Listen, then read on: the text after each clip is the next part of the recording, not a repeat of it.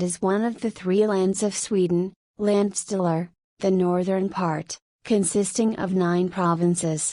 The term Norrland is not used for any administrative purpose, but it is common in everyday language, for example, weather forecasts. Provinces and counties. Norrland comprises the historical provinces, landskap, Gästrikland, Medelpad, Ångermanland, Hälsingland, Jämtland, Härjedalen, Västerbotten, Norrbotten and Lappland, roughly 59% of Sweden's total area. Historically, Jämtland and Härjedalen belonged to Norway until 1645, and are thus often considered outside of the historical Norrland. Administratively, Sweden is not divided into provinces but into counties, län. Although Norrland is defined in terms of the historical provinces and not the counties, it roughly comprises the modern counties of Gävleborg, Jämtland, Norrbotten, Västerbotten and Västernorrland. Sometimes, Norrland is subdivided into Northern Norrland, Norra Norrland, and Southern Norrland, Södra Norrland. The northern part of the region typically covers the historical provinces of Norrbotten, Västerbotten and Lappland, the modern counties of Norrbotten and Västerbotten, while the southern part covers the remainder of the region. Geography. Except for the coastal areas, Norrland is sparsely populated. Approximately 12% of Sweden's population lives in Norrland.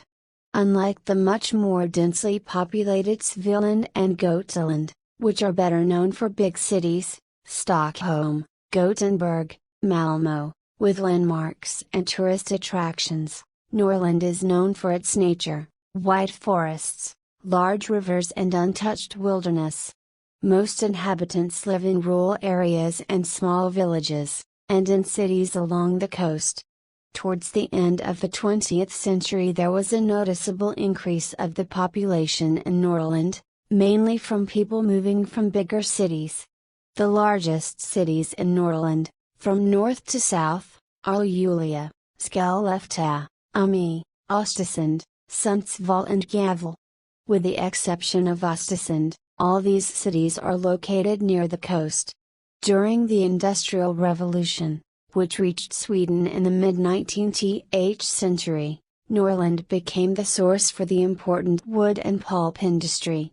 All of the major Norrland rivers but 4 have been exploited for water power. The rivers in Norrland account for the bulk of hydroelectric power in Sweden, in many countries a limited energy source, but in Sweden hydroelectrical power accounts for approximately 40% of Sweden's total production of electricity. Mines for producing precious metals have also been located in Norrland.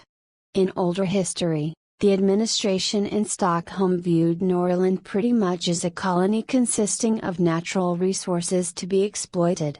In Norrland we have an India within our borders. If only we realize we should be taking advantage of it. I Norrland have vi nam var a gransaret Indian, blad vi första att bruka det, is a quote attributed to Axel Oxenstierna that fairly well describes the attitude. In the official history of Sweden not much is written about the northern parts of the country.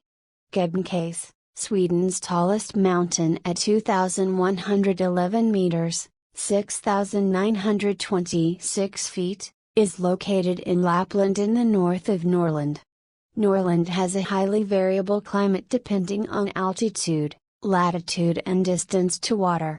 The southern coastal areas have a humid continental climate, but further north the subarctic climate is abundant, although it in many areas is very mild for the classification, especially in coastal regions. In the mountain ranges the tundra climate can be found with summer temperatures averaging below 10 degrees Celsius, 50 degrees Fahrenheit, although this is due to altitude and not in populated areas. All low-lying areas of Norrland are below the tree line due to the mild summers, meaning that the boreal forest is dominant.